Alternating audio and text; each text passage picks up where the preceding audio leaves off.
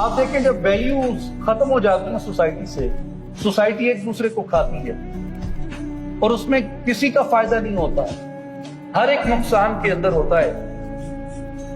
میں نے چند ایگزامپلز اس کے لیے صرف آپ کو سمجھانے کے لیے کہ سوسائٹی کیسے ایک دوسرے کو کھاتی ہے، کوئی اس کو ڈائریکٹ نہ سمجھے، میں اگر کسی کے دل آزاری ہو تو معذرت چاہوں گا، لیکن آپ غور کریں، پولیس والا گولڈ سمتھ سے رشوت دے رہا ہے، سونے کے کام کرنے والے سے رشوت دے رہا ہے، اور سونے کا کام کرنے والا اس کے عوض میں اس کو ملاوٹ بھرا زیور بیچ رہا ہے۔ قصاب اپنی دکان پہ مری ہوئی مرغیاں بیچتا ہے اور گوالا اس کے گھر میں ملاوٹ والا دودھ پہنچاتا ہے۔ وابطہ والے قاری صاحب کے گھر میں بجلی کا بہت زیادہ بل بھیجتے ہیں جس کو قاری صاحب پے نہیں کر سکتے، اور اس کے عوض قاری صاحب وابطہ والوں کے بچوں کی زیادہ فیکٹری لگاتے ہیں۔ کانٹریکٹر ناقص مٹیریل کے ساتھ مارکیٹیں تعمیر کر کے دیتا ہے،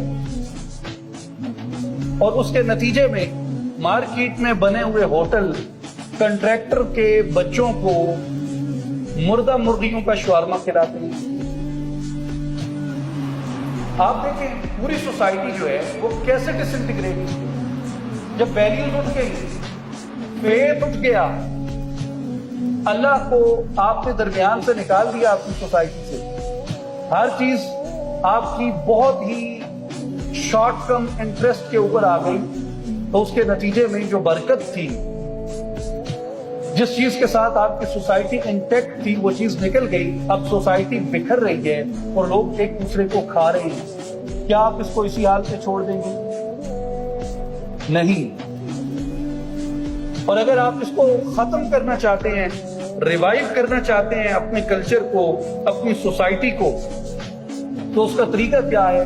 اس کا میرے نزدیک ایک ہی طریقہ ہے کہ stand firm with values. First of all, اللہ کی صفت ہے الحق، وہ سچ بولتا ہے۔ He is absolute truth. Can you stand with truth?